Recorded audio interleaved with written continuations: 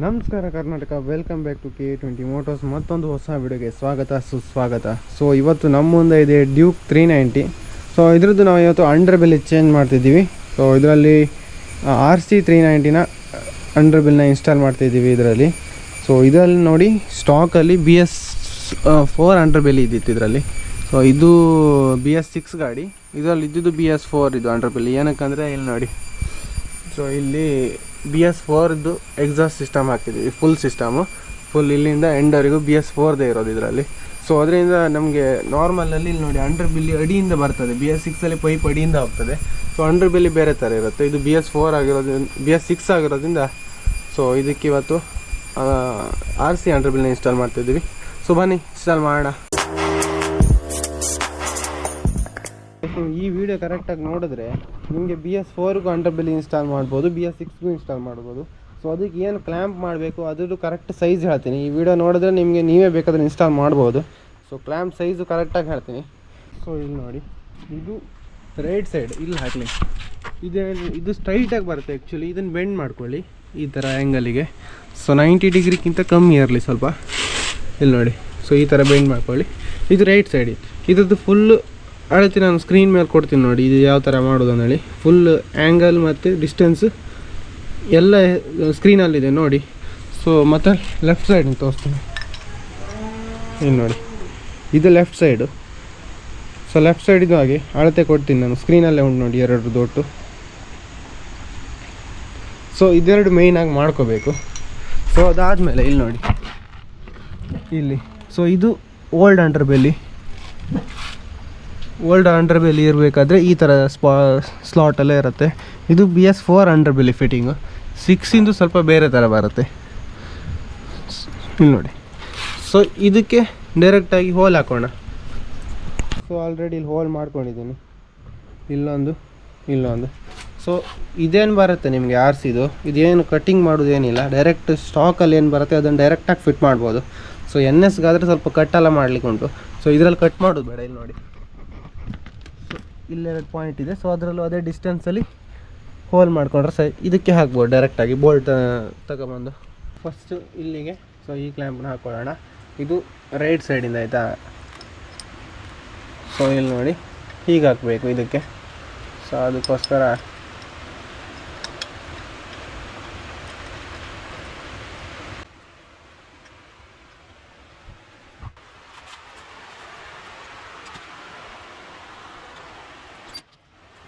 So ಇಲ್ಲಿ ನೋಡಿ, ಇವಾಗ ಕಂಪ್ಲೀಟಾಗಿ ಇದು ರೈಟ್ ಸೈಡಿಂದ ಫಿಟ್ ಆಗಿದೆ. ಇನ್ನು ಲೆಫ್ಟ್ ಸೈಡಿಂದ ಹಾಕೋಣ ಬನ್ನಿ. ಸೊ ಇದು ಲೆಫ್ಟ್ ಸೈಡ್ ಆಯಿತಾ ಗೈಸ್.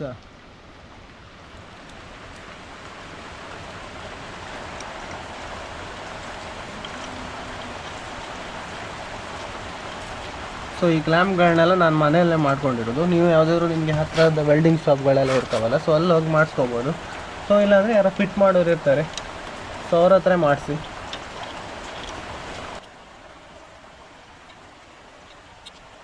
ಸೈಡಿಂದ ಫಿಟ್ ಆಯಿತು. ಇನ್ನು ಡೈರೆಕ್ಟ್ ಅಂಡರ್ ಬೆಲ್ಲಿ ತಂದು ಇಲ್ಲಿ ಕೂರಿಸೋದಷ್ಟೇ. Left ಸೈಡಿಂದನೇ ಕೂರಿಸೋಣ under ಬೆಲ್ಲಿನ.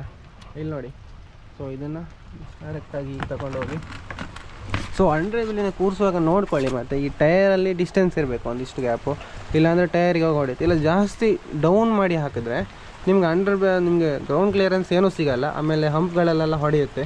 ಸೊ ಹಾಕುವಾಗ ನೋಡ್ಕೊಳ್ಳಿ, ಸ್ವಲ್ಪ ಹೈಟ್ ಮಾಡಿ ಹಾಕಿ ಏನಾದರೂ ಮಾಡಿ. ಸೊ ಜಾಸ್ತಿ ಡೌನ್ ಆದರೆ ಅದು ಸುಮ್ಮನೆ ರಗಳೆಗೆ ಸೈ. ಸೊ ನಮ್ದು ಹಾಕಿದ್ದು ನೋಡಿ, ಕರೆಕ್ಟಾಗಿ ಹೈಟಲ್ಲಿ ಹಾಕಿದ್ದೀನಿ. ಸೊ ಗಾಡಿ ಮಣ್ಣು ಮಯ ಲಾಯ್ಕ್ ಮಾಡಿ ತೊಳೆದಿಟ್ಟಿದ್ದ ತಮ್ಮ.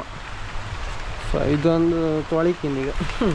ಸೊ ಬನ್ನಿ ಇದನ್ನು ಹಾಕೊಳ್ಳಿ ಈಗ ಇಲ್ಲಿಗೆ.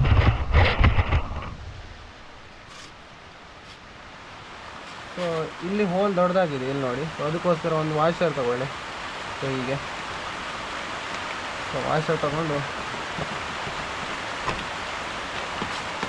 ಜಸ್ಟ್ ಹೋಲ್ ಮ್ಯಾಚ್ ಮಾಡಿ ಟೈಟ್ ಮಾಡಿ.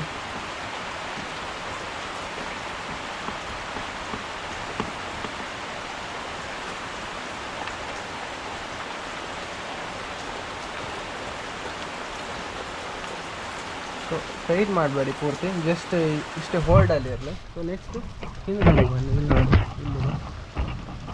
ಸೊ ಅದಕ್ಕೆ ಇಲ್ಲಿ ನೋಡಿ ಸ್ವಲ್ಪ ರೈಸರ್ ಬೇಕಾಯ್ತಾ. ಒಂದು 1.5 ಸೆಂಟಿಮೀಟ್ರ್ ರೈಸ್ ಮಾಡಿ. ಏನಕ್ಕಂದರೆ ಇದಕ್ಕೆ ಟಚ್ ಆಗಬಾರ್ದು. ಡೈರೆಕ್ಟಾಗಿ ಟಚ್ ಆದರೆ ಹೀಟ್ ಇದೆಯಲ್ಲ, ಆ ಇಂಜಿನ್ ಹೀಟ್ ಡೈರೆಕ್ಟಾಗಿ ಇದಕ್ಕೆ ತಾಗುತ್ತೆ. ಸೊ ಮೆಲ್ಟ್ ಆಗೋ ಚಾನ್ಸ್ ಇದೆ. ಹೀಟ್ ಲೆಸ್ ಆಗಲಿಕ್ಕೆ ಸೊ ಸ್ವಲ್ಪ ಈ ಥರ ನೋಡಿ, ಈ ಥರ ಸ್ಪೇಸರ್ ಯೂಸ್ ಮಾಡಿ. ಸೊ ಇದನ್ನು ಈಗ ಹಾಕಿ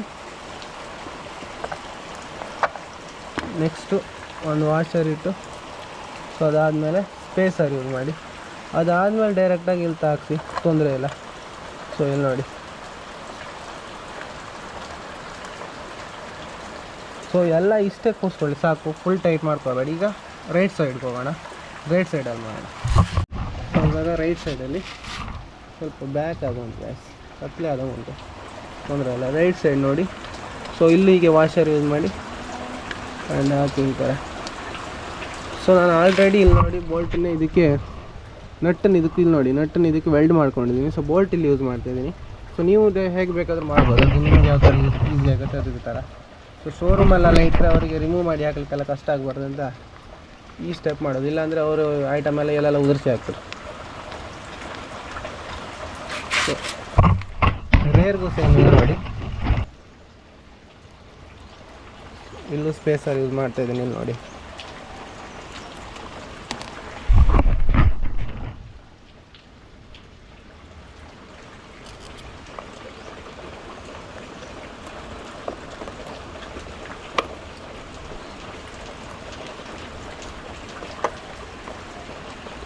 ಸ್ಪೇಸರ್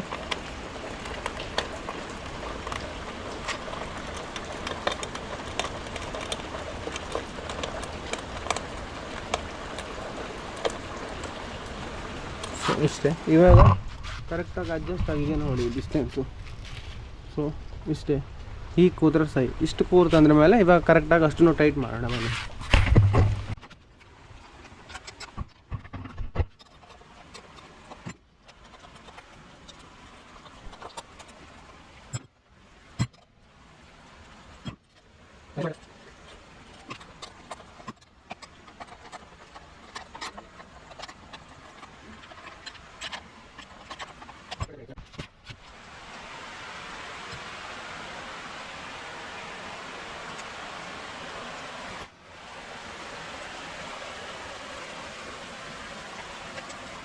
ಫ್ರೆಂಡ್ಸ್ ನೋಡಿ, ಫೈನಲಿ ನಮ್ಮ ಡ್ಯೂಕ್ 390ನಲ್ಲಿ ಅಂಡರ್ ಬೆಲ್ಲಿ ಇನ್ಸ್ಟಾಲ್ ಆಗಿದೆ.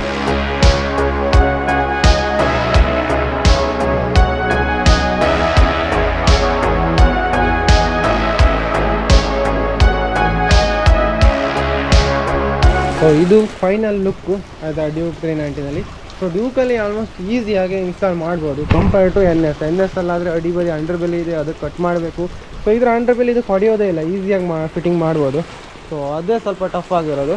ಸೊ ಅದಕ್ಕೆ ಜಾಸ್ತಿ ಕ್ಲ್ಯಾಂಪ್ ಮಾಡಿದ್ದೀನಿ. ಇದಕ್ಕೆ 2 ಕ್ಲ್ಯಾಂಪಲ್ಲಿ ಆಯಿತು, ಮತ್ತೊಳದೆಲ್ಲ ಅದರಲ್ಲೇ ಇದ್ದಿತ್ತು. BS4 ಆಗಬೇಕೋಸ್ಕರ. BS6 ಆದರೆ ಹೆಂಗಾಗುತ್ತೋ ನಂಗೆ ಗೊತ್ತಿಲ್ಲ, ಮೋಸ್ಟ್ಲಿ ಅದು ಸ್ವಲ್ಪ ಡಿಫಿಕಲ್ಟ್ ಇದೆಯೇನೋ.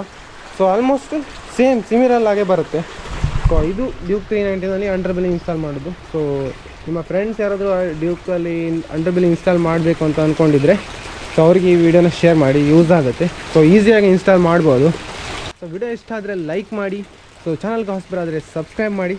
ಸಿಗೋಣ ಮುಂದೆ ನೋಡೋದಲ್ಲಿ. ಅಲ್ಲಿ ತನಕ ಟಾಟಾ, ಬಾಯ್ ಬಾಯ್.